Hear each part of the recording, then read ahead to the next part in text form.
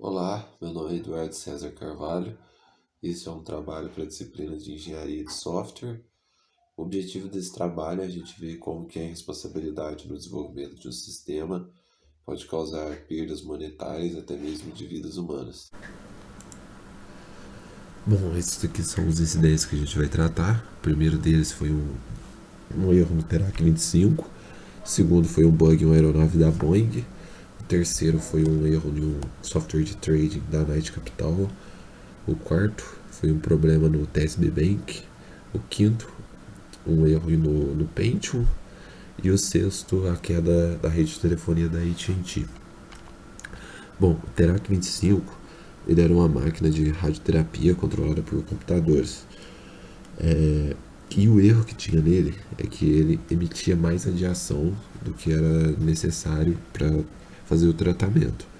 Porém, o software ele não tinha nenhum controle dessa radiação que ele estava soltando e o hardware não tinha nenhuma trava de segurança para impedir isso.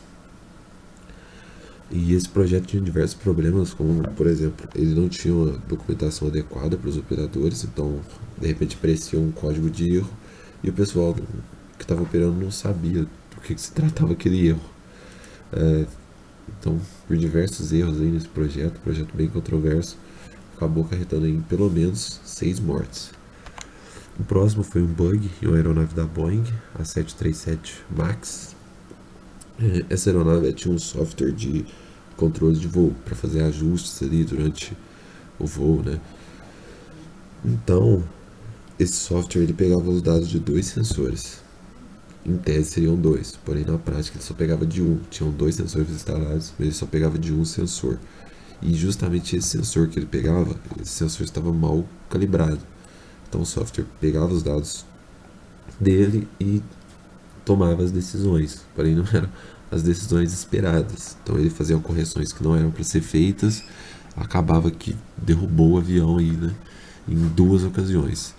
Uma em outubro de 2018 e a outra em março de 2019. Aí totalizando aí 346 mortes e 18 bilhões de prejuízo para a empresa, fora a imagem, né?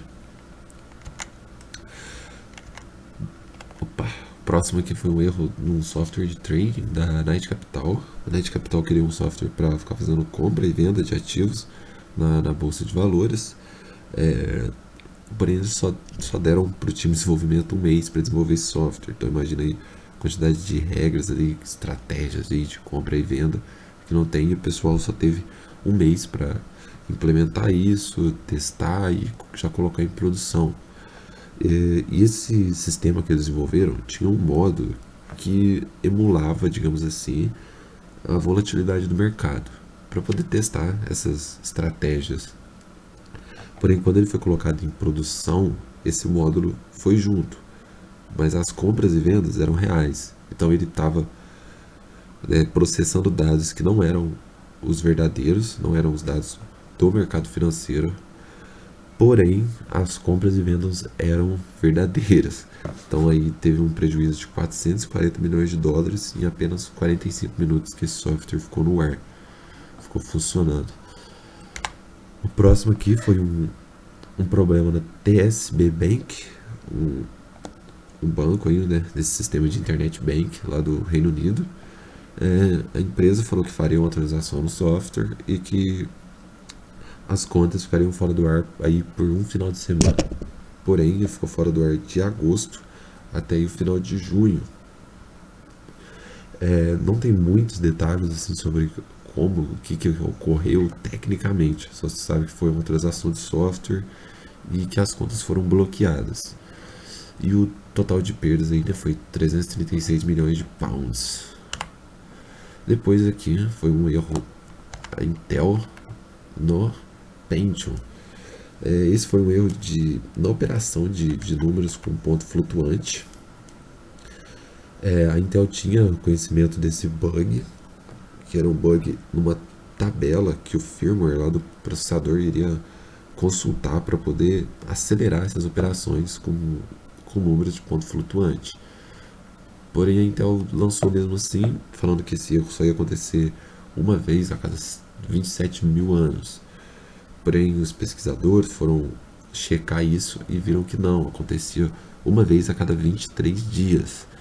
E a IBM, né, que era a principal cliente da Intel, e aí a IBM utilizava o Pentium em seus computadores, exigiu que a Intel fizesse um recall e consertasse esses erros, e ocasionando aí uma perda de entre 300 a 450 milhões de dólares. E o último foi uma queda na rede de telefonia da AT&T. Os sistemas de computadores ali que controlavam os telefonemas ali na cidade de Nova York, eles tiveram atualização no software também. E o que acontecia era que quando eles recebiam uma determinada mensagem, os computadores simplesmente travavam. Então rolou aí uma queda brusca na rede de telefonia em Nova York, cidade que é a maior do mundo, né? Carro-chefe da economia dos Estados Unidos. E aí tiveram aí um prejuízo de 60 milhões de dólares.